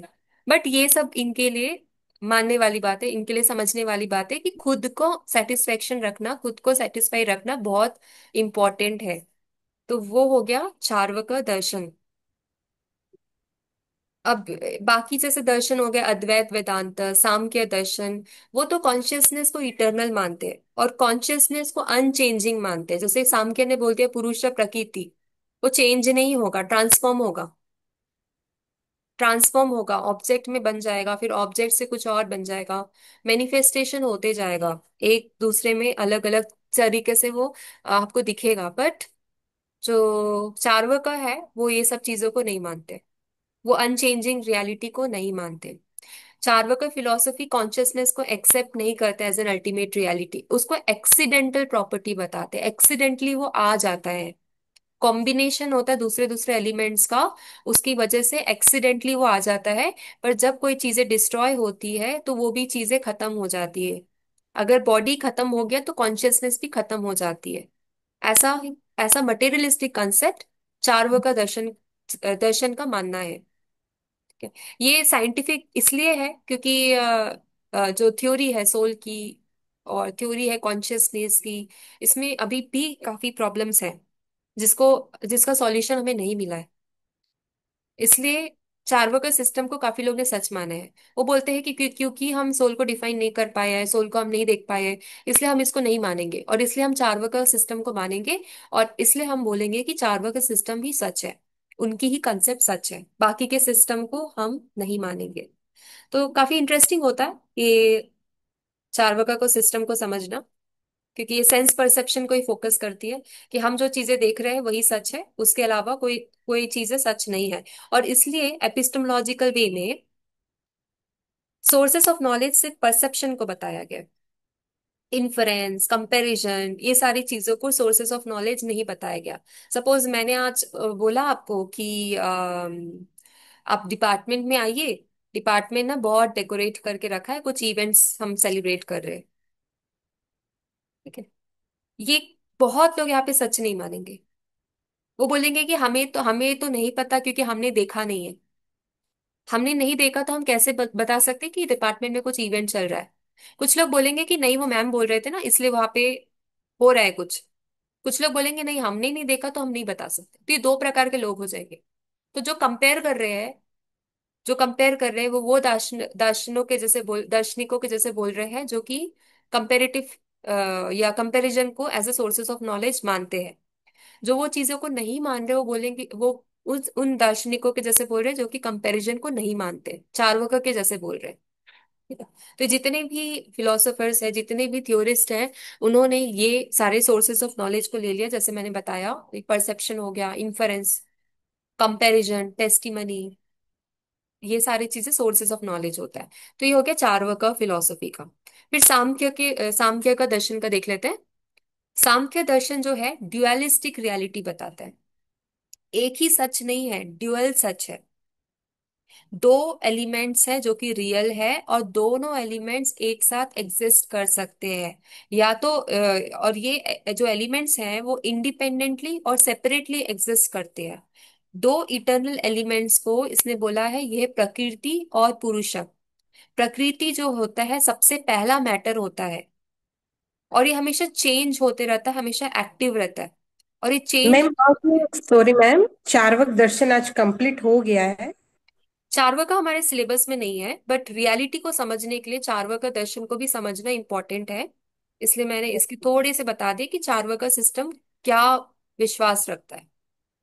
अच्छा अच्छा, तो ठीक है। सिलेबस में कौन कौन से हैं मेनली, तो उसको थोड़ा सिलेबस में सा। मेनली आपके जो है वो जैन है, बौद्ध है, सांख्य है और वैशेषिक है।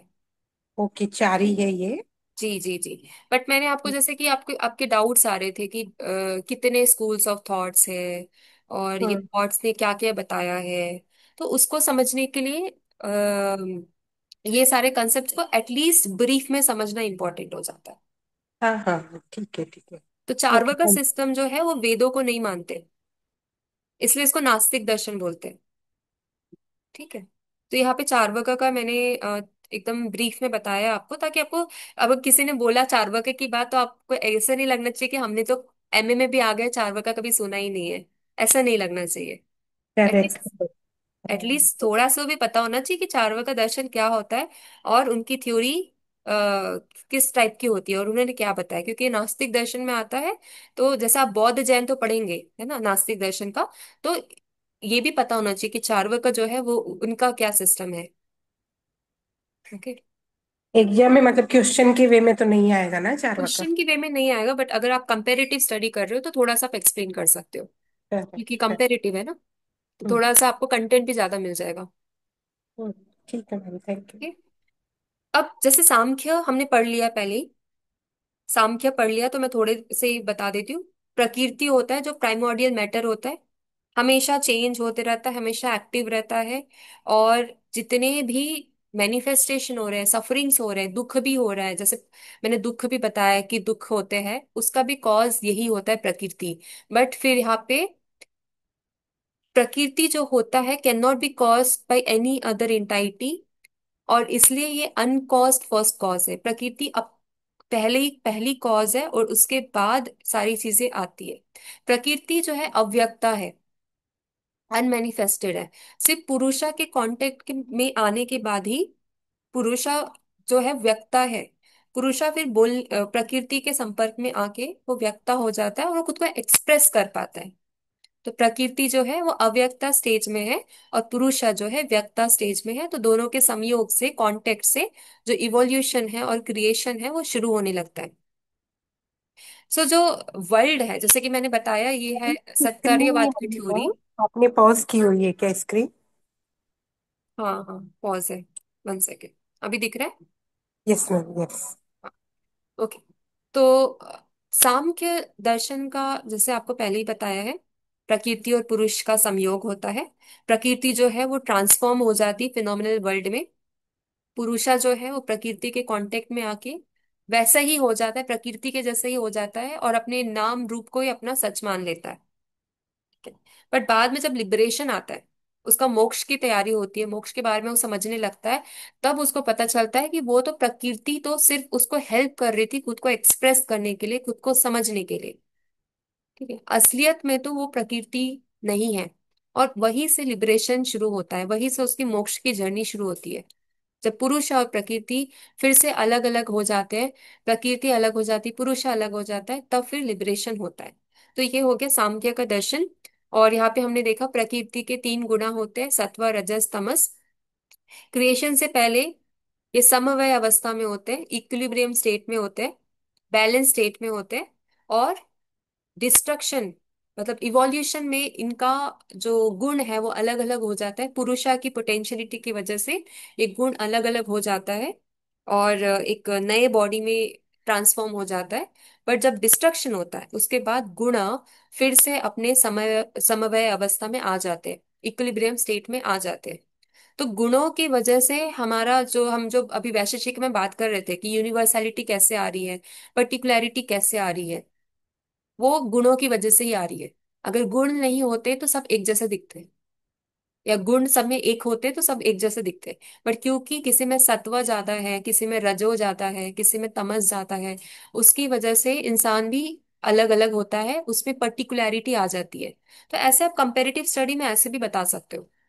ठीक है, वैशेषिक का सिस्टम को अगर आपको और एक्सप्लेन करना है तो आप साम की थ्योरी से भी उसकी जो पर्टिकुलैरिटी है उसको एक्सप्लेन कर सकते हो।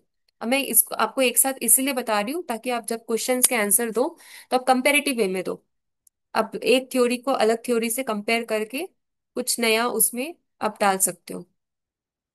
ठीक है, तो इससे आपका जो बोल रहे हो 10 मार्क्स का कैसे लिख पाएंगे, वो आप आसानी से लिख पाओगे। ऑलराइट। तो यहाँ पे सांख्य दर्शन में अगर आपको कुछ डाउट था तो आप मुझे पूछ सकते हो। सांख्य दर्शन आपको क्लियर है? यस मैम, ये तो बहुत पहले अच्छे से हो हाँ, गया था। सिंपल है ना। तो मैंने अभी आपको इसलिए बताया क्योंकि वैशेषिक का सिस्टम में भी पर्टिकुलैरिटी है, यूनिवर्सैलिटी है। उसको अगर आपको समझाने के लिए आपको कंटेंट नहीं मिल पा रहा है तो आप उसमें सांख्य दर्शन का भी जो ये जो आप पढ़ रहे हो अभी प्रकृति के बारे में, गुणों के बारे में, गुणों के थ्रू आप उसको समझा सकते हो। ठीक है, बट आपको मेंशन करना पड़ेगा कि सांख्य सिस्टम के अकॉर्डिंग बता रहे हैं, वैशेषिक सिस्टम के अकॉर्डिंग बता रहे हैं, ऐसा आपको उसमें मेंशन करना पड़ेगा। ठीक है।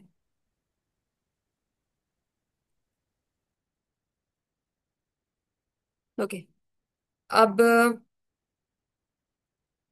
जैन फिलॉसफी, जैन फिलॉसफी हम लोग दर्शन लेंगे बौद्ध दर्शन के बाद। यहाँ पे मैं बस दो चीज बताऊंगी ताकि आपको कंफ्यूजन ना हो।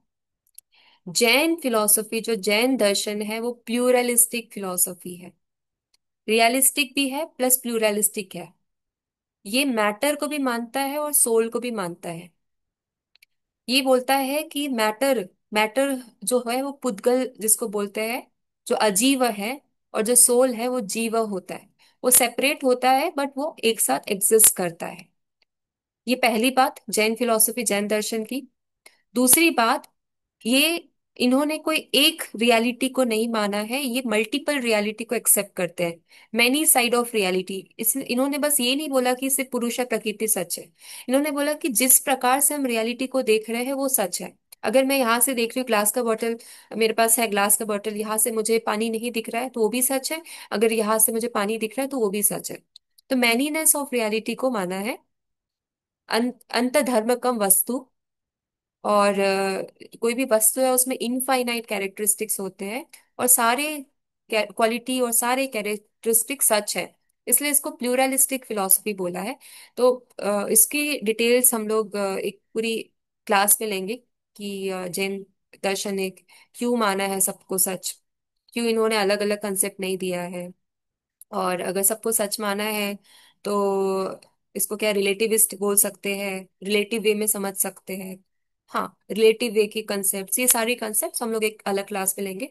बट ऑब्वियसली बात है कि अगर आप साम के दर्शन समझा रहे हैं तो यहाँ पे भी आप जैन दर्शन को कंपेयर कर सकते हैं। तो आपका जो मेजर डाउट था कि अगर कोई क्वेश्चन 10 मार्क्स का आ गया तो उसको कैसे लिखना है, तो आपका आज क्लियर हो जाता है। आप अलग अलग दर्शन के थ्रू आप उसको एक्सप्लेन कर सकते हो, कंपेरेटिव फिलोसफी कर सकते हो।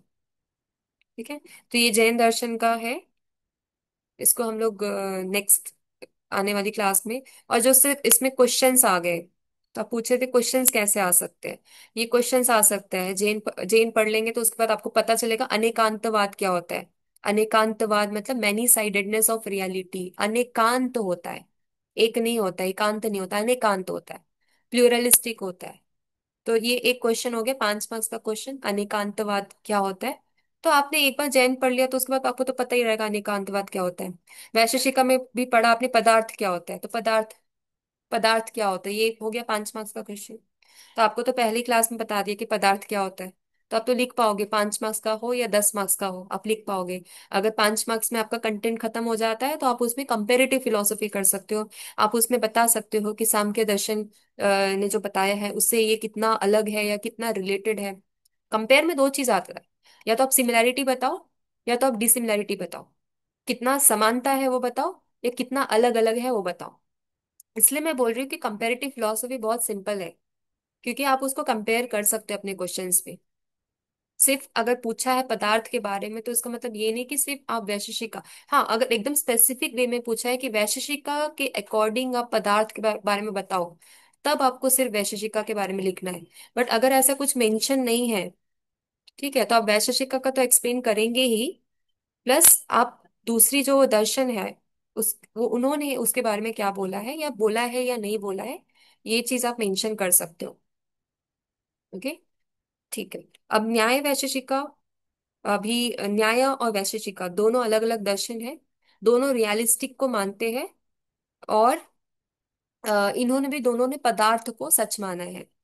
न्याय ने 16 पदार्थ को सच माना है, वैशेषिका ने जैसे 7 इंपॉर्टेंट पदार्थ है उसको सच माना है, और उसमें कुछ न्यू एडिशंस भी हुए हैं, 10 पदार्थ भी जिसको बोलते हैं, 10 और मतलब 3 और पदार्थ, तो 10 पदार्थ भी बोलते हैं।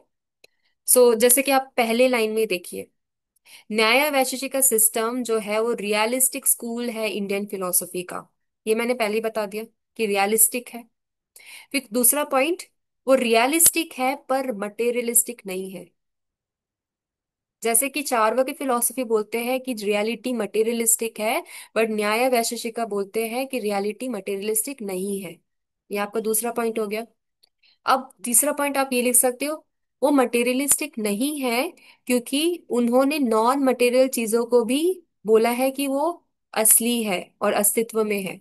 तो ऐसे आप कंपेयर कर सकते हो। यहाँ पे तो आपने आपने देखा कि वैशेषिक सिस्टम के बारे में दिया है, बट यहाँ पे चार्वाक सिस्टम के बारे में क्यों बता रहे हैं? वो इसलिए बता रहे हैं क्योंकि अगर आप कंपेयर करोगे तो आपके कंसेप्ट्स और अच्छे हो जाएंगे। आपको पता चलेगा कि चार्वाक दर्शन ने मटेरियलिस्टिक के बारे में बताया, पर न्याय वैशेषिक सिस्टम ने मटेरियलिस्टिक चीजों के साथ साथ नॉन मटेरियलिस्टिक चीजों को भी बताया है। जैसे अजीबा बोल रहे हैं, जैन ने भी नॉन मटेरियलिस्टिक चीजों को बताया है। तो अब आप क्वेश्चन आपको पूछा है जैन दर्शन के बारे में, अगर आप बोल रहे हो कि नॉन मटेरियल चीजों के बारे में, तो आप उसको रिलेट कर सकते हो। ठीक है, तो मेरा बस आपको इतना ही बोलना था कि आप रिलेट करके स्टडी कर सकते हो। ओके, तो हाँ, मैं बस ये थोड़ा सा 5 मिनट में रिवाइज कर देती हूँ। यहाँ पे हमने आज जाना nature of reality, metaphysical categorization से, मेटाफिजिकल जिसको पदार्थ बोलते हैं। अभी मेटाफिजिकल क्यों है? क्योंकि आप इसको हमेशा नहीं देख पाओगे, परसीव नहीं कर पाओगे, पर आप इसको समझ पाओगे अलग अलग सोर्सेस ऑफ नॉलेज के थ्रू भी, जैसे इन्फरेंस हो गया, इसके थ्रू भी आप इसको समझ पाओगे, इसलिए मेटाफिजिकल है। तो वैशेषिका ने 7 पदार्थ को अस्तित्व में माना है, 7 कैटेगरी। और सेवंथ जो है अभाव, जिसके बारे में हमने आज पढ़ा, नॉन एग्जिस्टेंस। नॉन एग्जिस्टेंस भी सच क्यों है ये हमने माना। और इसके जो 7 पदार्थ है इसके बारे में हमने जाना। उसके बाद जैसे स्पेस एंड टाइम, जनरलिटी, पर्टिकुलरिटी, ये सब सेल्फ सफिशिएंट है। स्पेस एंड टाइम इसको प्रूव करने के लिए आपको कोई और चीज की जरूरत नहीं है। क्यों? आकाश को भी प्रूव करने के लिए कोई और चीज की जरूरत नहीं है। क्यों? क्योंकि सब जगह है। तो इसमें वैशेषिक में कुछ पदार्थ ऐसे हैं जिसको प्रूफ करने के लिए किसी और चीज की जरूरत नहीं है, वो इंडिपेंडेंट है। ठीक है, स्पेस एंड टाइम हो गया, वो सब जगह है। आपको टाइम की जरूरत नहीं है स्पेस प्रूफ करने के लिए, स्पेस का अलग एग्जिस्टेंस है। वैसे ही टाइम को प्रूफ करने के लिए आपको स्पेस की जरूरत नहीं है, उसका अलग एग्जिस्टेंस है। स्पेस आप बता सकते हो कि उसमें सारा डायरेक्शन आ जाता है, नॉर्थ ईस्ट वेस्ट साउथ सब आ जाता है। वैसे टाइम आप बता सकते हो कि उसमें पास्ट प्रेजेंट फ्यूचर ये सब आ जाता है, तो इसका इंडिपेंडेंट एग्जिस्टेंस है। और पदार्थ वैसी चीजें हैं जिसको आप जान सकते हो, नोएबल है, और जिसको आप नाम दे सकते हो, नेमिएबल है। इसलिए वैशेषिक का दर्शन जो बोल रहा है वो सच उस चीज को मान रहा है जिसको आप नाम दे सकते हो और जिसको आप जान सकते हो। ओके, ठीक है। और इसमें जैसे क्वेश्चन देख सकते हो, क्वेश्चन पूछा है कि 3 कैरेक्टरिस्टिक्स बताओ पदार्थ के वैशेषिका के अकॉर्डिंग। अगर क्वेश्चन आता है 3 कैरेक्टरिस्टिक्स ऑफ पदार्थ बताइए वैशेषिका के अकॉर्डिंग, तो आप यहाँ पे जो हमने पढ़ा है पदार्थ, 7 में से 3 बता सकते हो। मतलब 7 पदार्थ के बारे में लिख के उसके जो कैरेक्टरिस्टिक्स है उसमें जो हाईलाइटेड पॉइंट्स है वो आप बता सकते हो। ठीक है, इतना क्लियर है आप लोग को? ओके, अभी आपके डाउट्स ले लेते हैं नेक्स्ट 10 मिनट्स तक, देन हम वाइंड अप करेंगे।